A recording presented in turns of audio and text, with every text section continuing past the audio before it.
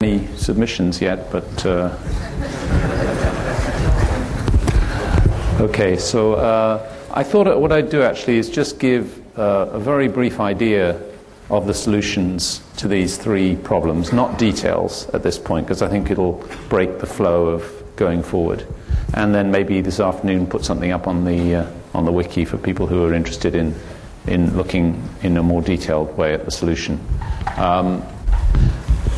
So let's just quickly look at the three problems and give you an idea of how they're solved. So in this case of the first part, this was the proof of Novikov's theorem. If you remember, the updates of the algorithm are given in this way. This is the perceptron algorithm. So if it makes a mistake on one of the examples, then you add that example multiplied by its label to the weight vector, and you continue until you get correct classification. Then the theorem is to show that the number of updates. This isn't working too well, is it?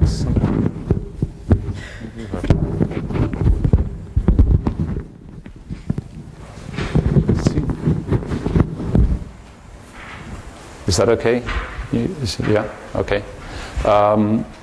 Then the theorem is to show that the number of updates is bounded in this way, and the hint was to bound two things. One was the size of the weight vector after the tth update. So if we think of wt plus 1 squared, that's of course the inner product of wt plus 1 with itself. Can everyone see that at the back? Is that okay? Yeah. But we know that wt plus 1 is given by this update rule, so we just plug it in.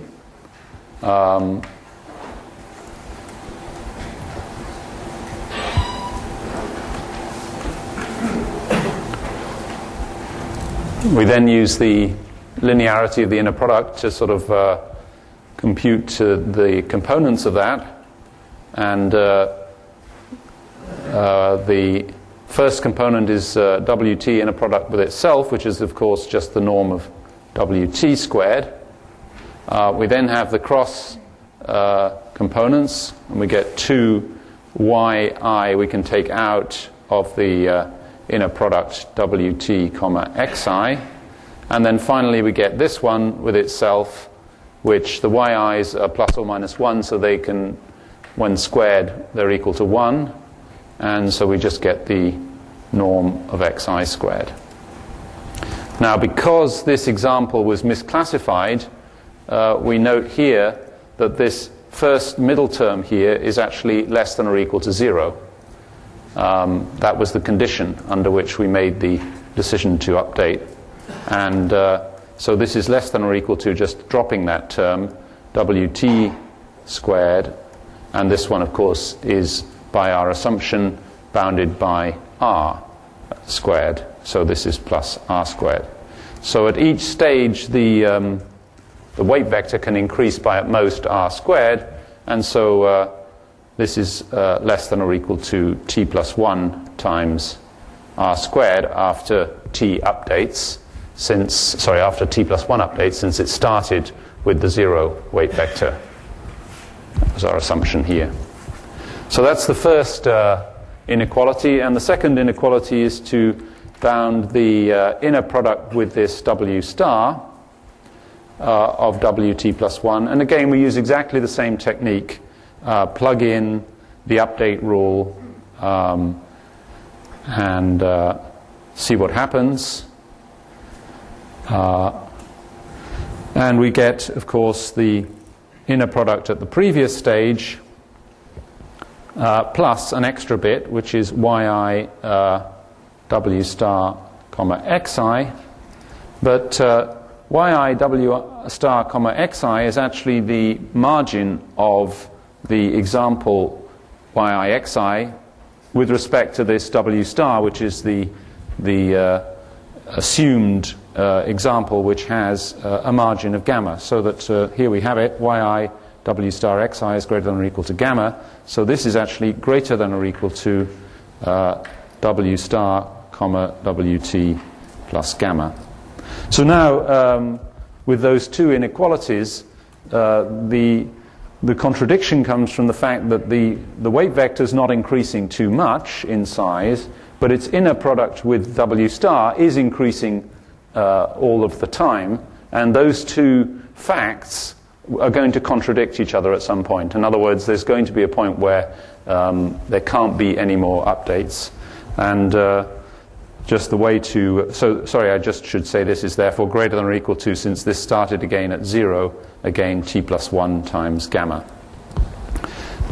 So if we just now start with, at this point here, and take that actually squared, and I'm going to do it with t rather than t plus 1, that is less than or equal to W star WT squared by that first inequality there.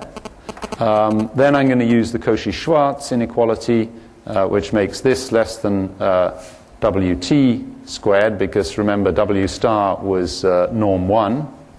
And then I'm going to use this inequality here, which is less than or equal to t times r squared.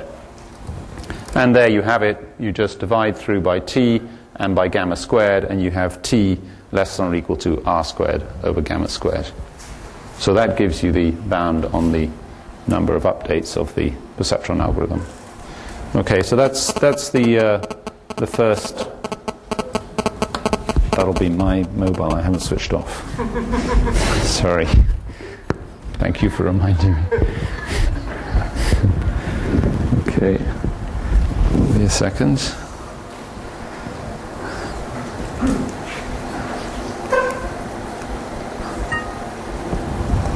Okay.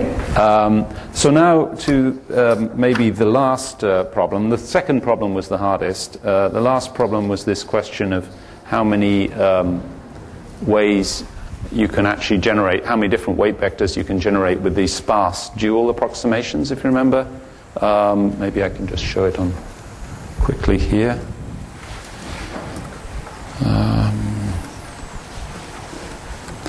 So if we imagine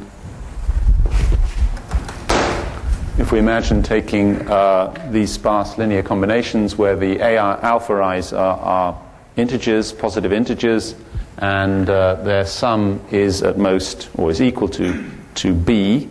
So we have essentially m slots, and we're asking how many ways we can put b beads into those slots, allowing us to put more than one into an individual slot.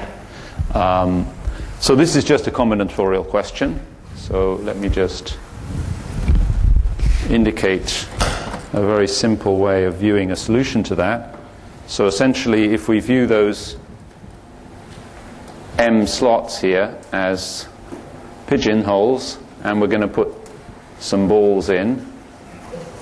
Some of them won't have any balls, and some will have more than one, and so on. Now, what I'm going to do, so this is, if you like, corresponds to alpha 1, and this would indicate that alpha 1 was equal to 2, because there are two balls there, and so on. Alpha 2 would be 2, and alpha 3 would be 1, and alpha 4 would be 0, and so on. And this would be alpha m here, which would be equal to 2 in that case. Now, what I'm going to do is put a sort of blank line on the bottom here, with empties in. So sort of space at the bottom of the slot. And now what I'm going to do is read off this sequence from the left into a single line in which I start at the first ball and read to the bottom. So in this case I get dot dot blank, dot dot blank, dot blank, blank, blank, dot blank, and so on, and I finish with actually dot dot, because I'm going to actually ignore that one there. The final one will be ignored. Now, what I maintain is, now this of course is now of length m plus b minus 1, because remember there were m blanks here and there were b balls, and I actually dropped off 1, so it's m plus b minus 1. And now clearly here we have, in these m plus b minus 1 slots now, we have b balls placed, the b balls that I placed. Okay. Now what I maintain is there is a one-to-one correspondence between putting b balls into this sequence of m plus b minus 1 slots and putting b balls into these pigeonholes. And I've shown you how you convert a pigeonhole allocation into an allocation into this length m plus b minus 1 sequence. To get the other way round, given any sequence in here, you simply start at the left, and whenever you start filling this pigeonhole here, and you fill it until you reach a blank, and then you move to the next pigeonhole. So in this case, the 2 dots indicate that those go into the first. If I was doing it this way now, those 2 blanks, those 2 balls go into the first pigeonhole. Then there's a blank, so I move to the second pigeonhole. There are 2 there, so I put them into that. There's a blank, so I finish that one. Then there's a 1 ball in the next pigeonhole, and then there's a blank, so I move to the next one. There's immediately another blank, so I don't put anything in this pigeonhole and go immediately to the next one. Another blank, so that again is empty, and then there's one here, and so on. And however you put the balls in, you can perform that operation, and you will exactly fill up a certain b balls into the pigeonholes, and there's a one-to-one correspondence. You can see, I think, quite readily.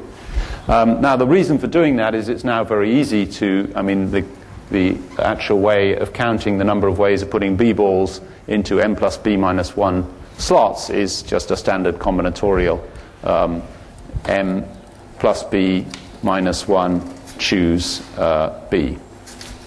So that's the result. I gave it in a slightly different form because actually I used the fact that that is less than or equal to I equals 0 up to b of m plus b minus 1 choose I. So I've increased it by adding in some extra ones below, and then I've used the same bound that was in Sauer's lemma to say that this is less than e times m plus b minus 1 over b to the power b. That's just a bound that is used in Sauer's lemma to get the form that we used in the equation. So that effectively takes care of that one. Okay? And do stop me if there are questions or you want me to clarify anything. Okay, so the third one, the second one now is undoubtedly the hardest and probably should have been awarded more points. But I'll give you an indication of how it works. So if you remember, the problem for the second one was the following. We had to convert the problem of approximating this WSVM outputs to within gamma on 2 into a classification problem. Okay, and the hint was add an extra dimension. Okay, so here the trick is as follows. So let's just to make the notation clear, assume we have the WSVM, and on xi its output is equal to yi. This is now a real value, right? This is not the label, this is a real valued output. This is an equation here indicating the real valued output. Of course, because we're doing classification, we would assume that this was bigger than the threshold if this was a positive example and less than the threshold if it was a negative. But we're not worried about where the threshold is. We're just worried about approximating the actual real valued output. Okay. So now our trick is as follows, that we're going to actually augment the WSVM, as I indicated, with an extra dimension, and we're going to put -1 in it. Okay. And now for each example we're going to create 2 new examples, xia and xib. The reason we need 2 is one's going to be the one that guarantees that the output of the learnt weight vector is not too much above yi, and the other is that it's going to not be too much below. Okay, so the xia is the one for above, so it's going to have the following: xi itself as the first part, and then it's going to have yi plus gamma on 2 as its second component, and it's going to be a negative example. And then the second one is going to be yi minus gamma on 2, and that's going to be a positive example. Okay, so now if we look at some weight vector that correctly classifies these examples, let's call it w, comma wn. So I've separated out the main part of the weight vector from its final component. And let's say it correctly classifies this example first, and I'll call this w hat here in the usual way. So w hat, comma xia less than or equal to, well, that's going to be, because it's a negative example, that's going to be less than or equal to 0, but let's work out what it is. So it's first w, comma xi, and then it's wn times yi plus gamma on 2. Okay, and now what I'm going to do is divide through by minus wn, and I'm going to get w over minus wn, comma xi is actually plus minus yi plus gamma on 2, and by our assumption this is less than 0. And so that implies that minus w over wn, comma xi is less than yi plus gamma on 2. Okay, so actually the weight vector we're going to use is this one here. So it's slightly different from just the output of the... I mean, it is as a result of the output of applying the perceptron algorithm, you will have a sparse representation of this, and that will convert into this weight vector here. And you can see it abides, it satisfies the requirement that its output doesn't go that much more than gamma on 2. Okay? And similarly, I could plug in, and if you use for the other one, you'll show that it actually has output slightly above minus gamma on 2. Now, in doing this, the other thing that you need to take care of are the fact that the weight vector has been augmented, its norm has changed, and similarly, the value of the radius containing the points is no longer the radius that contain these points in the inputs, which might be, say, r squared. You've now got this extra component. Now, I don't want to go into the detail of that. As I say, I'll put it up on the slide. I have to on the web, on the wiki place this afternoon. I have to admit that the 8 in this here in this formula here is probably a little optimistic. I think it's more like 26 when you work through all the details. Okay, so I hope that didn't put anyone off, but there were some probably sleight of hands there, and in fact that 2m should be 4m in the under the log there. So there's a few details to work out, but hopefully that gives you a flavor of how it's done. Anyway, I don't want to spend more time unless there are any questions on that technique, but hopefully you've got the idea of how it would work now. Any questions? Good. Okay, so let's move on, and what I wanted to delve into today are concentration inequalities, and this is not, as I indicated, levels of alcohol that are legal for driving. This is about a modern attempt to bring together actually very interesting work that's been going on in more probability, classical probabilities, into learning theory. So there's been a lot of study of the behavior of distributions, and in particular when they are so-called concentrated. This has become seen as and very shown to be very relevant in trying to analyze learning systems in this statistical learning framework. So I want to give you a flavor of that, and in particular the main sort of goal today is to lead through to Rademacher complexity, which I think has, once you get the hang of it, it's actually a lot easier to work with, and potentially I think something that people might pick up and use in particular applications and analyses. So I'm hoping to give you a sort of, if you like, user's guide to how to apply Rademacher complexity, in the hope that you might find this useful.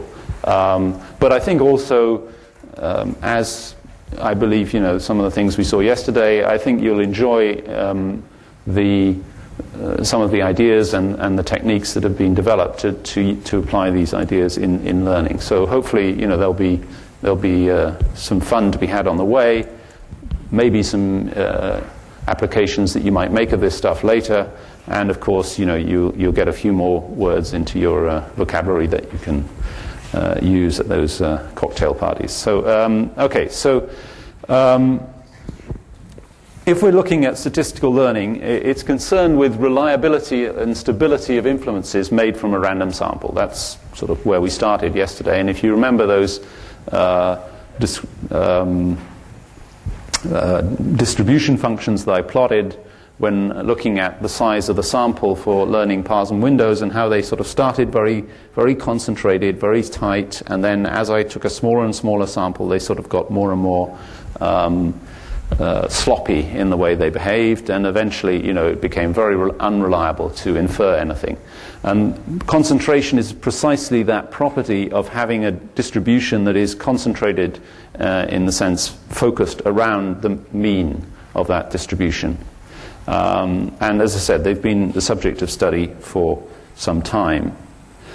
As a very classical result actually of Hoefting is exactly of this type. So I wanted to just briefly remind you of that, or show you it if you're not familiar with it.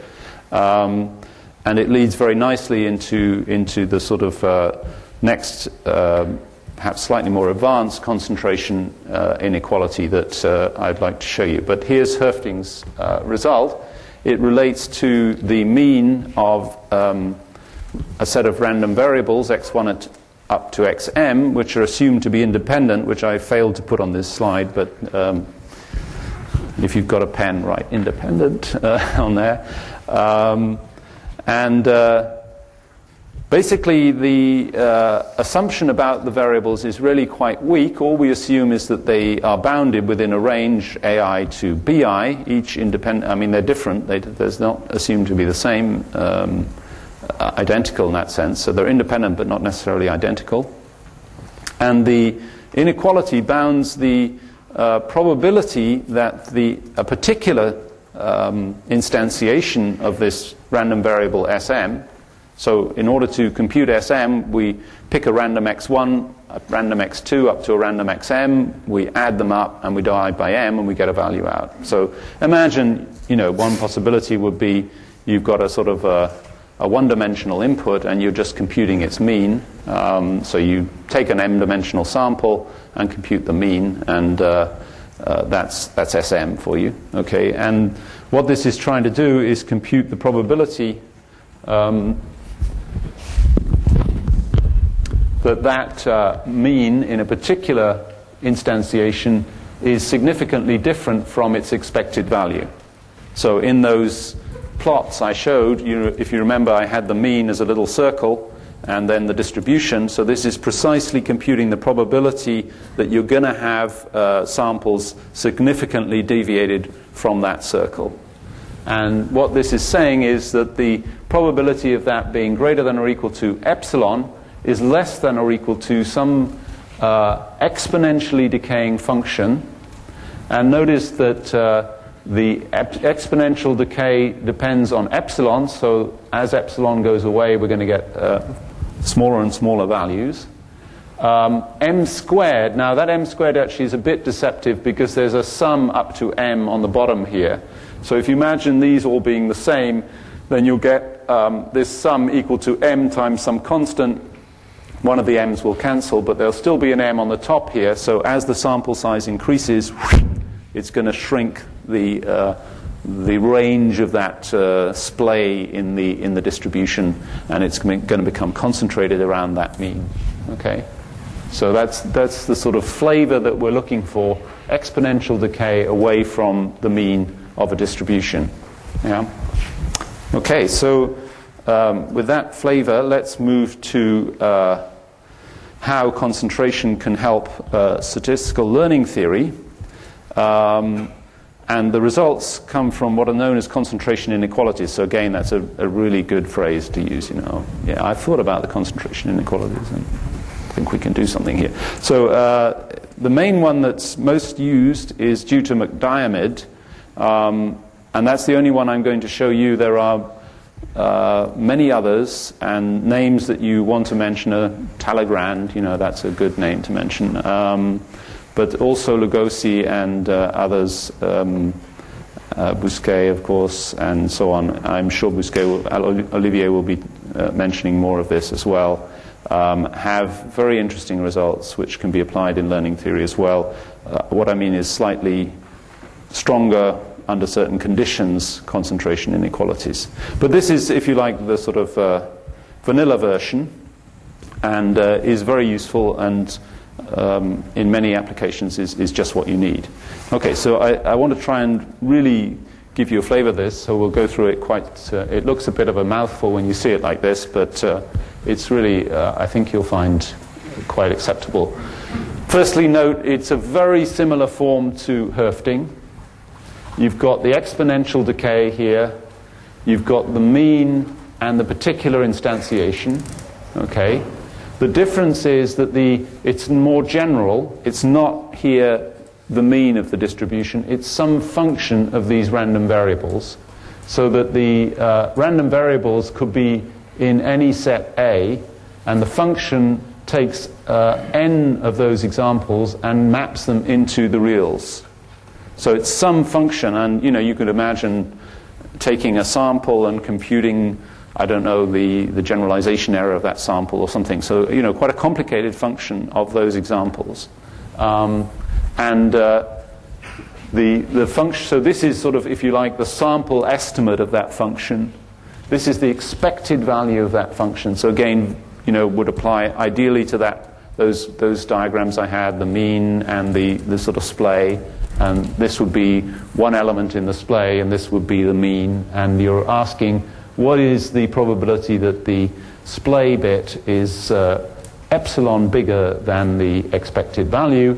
And we're getting something that's going to look useful when it says, exponentially small. Okay, so here you might say, but where's the m squared gone? Well, that's because the CIs here are effectively what was bi minus ai divided by m, so that's sort of the m squared. It is exactly the same form. In fact, we'll see Hoefting is just a special case of this, where we use the function Sn as in place of f. So this is sort of identical to, it's a pure generalization of Hoefting. Okay, so what is the condition that is required? Well, basically what we need to show is that if we take any set of values, x1 up to xn, so you may be confused by the notation here, small case, lowercase, uppercase. So this is a tradition that varies from field to field, but often people use uppercase to indicate a random variable, meaning you're going to sample that and get a value out, and lowercase for the actual values that you get out. Okay, so these are actual values that might be generated by x1, and these are actual values that might be generated by xn. I'm assuming they're all in this set A. And what I've done here is take any set of actual values, okay, and I've taken the same set here, except that I've substituted xi for xi hat. So what I'm saying is, given any allocation of the variables, if I swap one of them for another variable, how much can the value of f change? And what this is requiring is that if I change the ith input, it must be bounded by c sub I. Okay? So it provides a bound on, if you like, the variability of f as you change individual elements. but it's a soup over all possible choices, so it must apply whatever the other variables are. If you change this one, you can't change it by more than Ci. So it's quite a strong condition, and much of the advanced concentration inequalities are about weakening that condition and using other estimates that indicate the range of change in a slightly weaker way. Okay, so the first question, I guess, is, how does Hoefting come from this? And perhaps that's something that you might want to just spend 2 minutes convincing yourself on a piece of paper if you've got one. Substituting that function, how do you actually get back to what Hoefting gave us, which was that? Okay, so do you want to spend just 2 minutes doing that? So there's Sm. It's just the average. Notice it's 1 over m, sum of xi. That's critical. So what you have to do is work out what Ci is in the case of Hoefting. How much can that average change if you substitute a value for the ith component? Remember, the ith component has this range-bound ai bi, right? So if we substitute that, so on. Okay.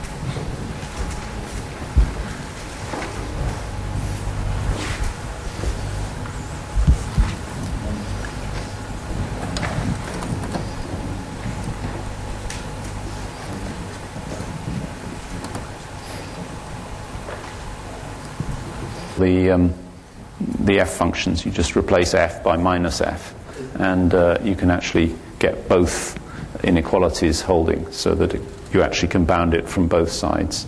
But I won't go into the details of that. Okay, so that's where that 2 comes from, and you can apply the same technique with McDiarmid and put the absolute values here and put a 2 here. So it's just a simple union bound to get that.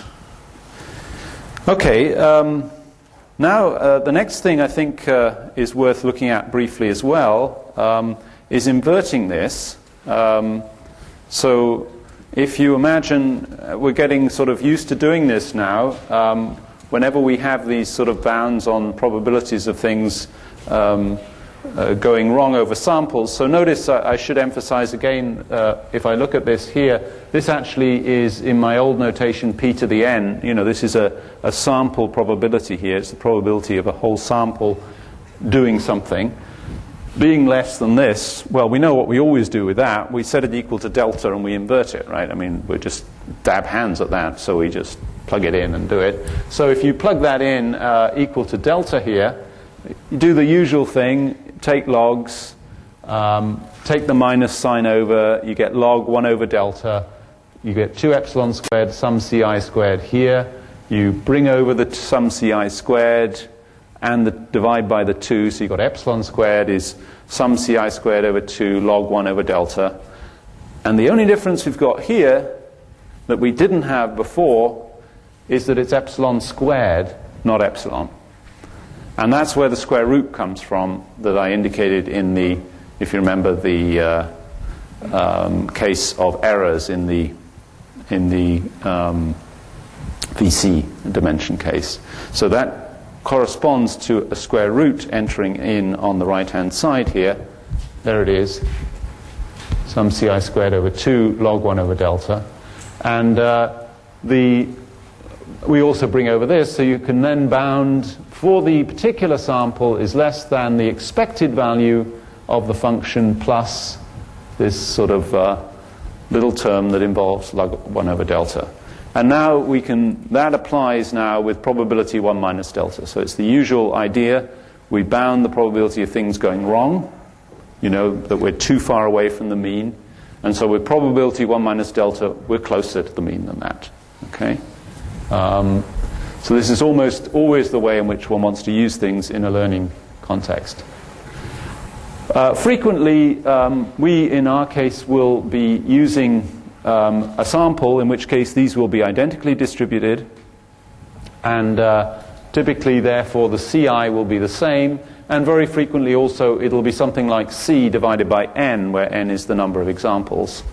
And if we just plug that in, we can see that the form we get then is this, where the N comes on the bottom now because the CI squared was on the top. Notice that though we had 1 over N squared, the sum is from 1 up to N, so we get N copies of C, and one of the N's therefore cancels. So we end up with C squared divided by 2N. Okay? Now that's always the form we're going to get with this square root in the rest of what I'm going to describe today and in the Rademacher results. So it's slightly unsatisfying. I'll mention something more about that a little later. The results we had yesterday typically didn't have that square root. The square root, of course, makes the bounds much less tight. You know, if you had a bound of 1 in 100, you take a square root and it's a bound of 1 in 10, which is, 0.1, which is not so good. But the flexibility and of course, when you're far away from, rather larger errors, then the bounds, the square root is not so significant. Okay, so my first application of these ideas, and this is like a warm-up, Rademacher complexity, is something referred to as stability bounds. Now, in the book that Nello and I just recently published, we use stability to just mean sort of reliable estimation, so it's slightly confusing with this use of stability, which is a technical term introduced by Olivier Bousquet and André Alissieff. And they introduced this very neat idea, and it allows a fairly direct application of these concentration results. So I think it's a nice way to start, sort of lead into using the ideas, see how they're used in an example, and then we'll tackle the Rademacher case, which is more general. Okay. So they introduced this idea of a uniformly stable algorithm. So it's interesting, they're actually trying to bound the performance of a particular algorithm. Most generalization bounds, the ones we looked at yesterday, and the Rademacher bounds, are going to be apply for any function. So sort of it doesn't matter what the algorithm does, provided it gets a good result, then this will hold. This is actually looking at the particular algorithm, and it says it's uniformly stable with respect to a loss function L if this holds for all S, for all training samples. We apply the algorithm to that sample, and we apply it to the sample with the ith element thrown away. That \I means that we remove the ith element. So it's a bit like doing leave one out. That's the idea here. And what we have to check is that if we apply the result of that function to a new example, the loss associated with that and the loss associated with this when we apply it after removing that example is for all test examples less than or equal to beta. So it's a fairly strong requirement, but surprisingly many algorithms, and even the SVM, in the case of the one norm SVM, you can get a bound on this beta. I'll show you later. So that this is actually remarkable that it is so applicable. It does make sense in some respects in that you wouldn't want things to change too much just by removing one example. But of course, if you just take a hard margin SVM, this doesn't apply. You can have quite strong changes in the output. Okay. So this is the assumption. Now I'm simplifying down what they've done. They've actually done quite a number of different variations on this definition in their paper. So if you're interested, you could follow up and read that up. I think I've put references to all of the papers that I've made use of in the back and many others as well. Okay, so how do we approach this using this concentration inequality strategy? Well, what we're looking at is trying to estimate the difference between the expected error, expected loss of the learnt function. This is A of S is the function returned by the algorithm. This is the loss and its expectation under the underlying distribution. And this is its empirical loss. This is the loss on the training set. I'm using this hat notation to denote the expectation on the training set. So it just means the average of the training set losses. If you see E hat from now on, it always means that. Okay, it's just work out the loss on the training set and take the average of that value. So this is the sort of what we can tell from the training set. This is what we want to know about.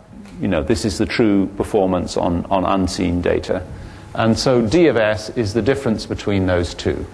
So we're going to sort of go for it, just try and get a bound on that. And we're going to apply McDiarmid's theorem to this D of S quantity.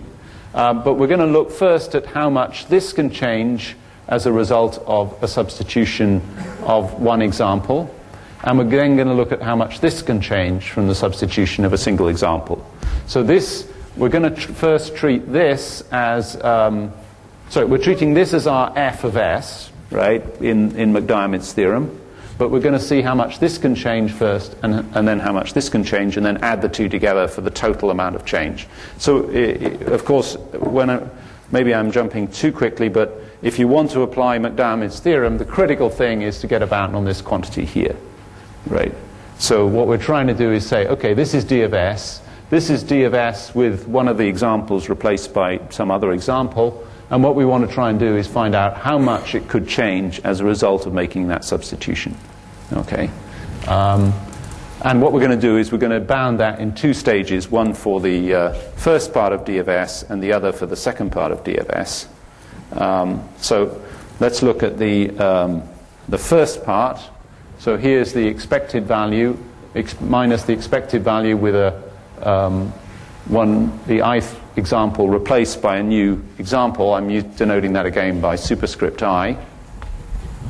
Well, we can think of replacing an example by a two-stage process in which we remove the old example, and that gives us this set S \I, and then putting in the replacement. When you're sort of repairing the car, you take out the faulty component, put in the new one, and that gives us the difference here between these two. So the change can be broken down into the amount of change when we take the guy out, and then the amount of change when we put the new guy in.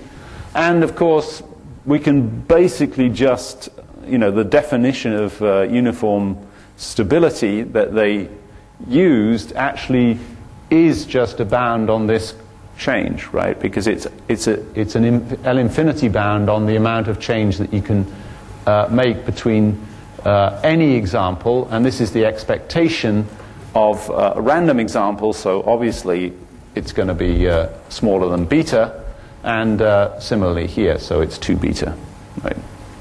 Okay, I mean, if for any example the change can only affect its value by beta, then the expectation of over a random choice of that example can be at most a change of beta. Yeah? Maybe I didn't say that very well, but hopefully it's okay. Okay, so now in the case of the empirical, it's a little bit more complicated in that here we've got the empirical and the empirical with the substituted example, and again we remove it and then replace it, so it's the same idea.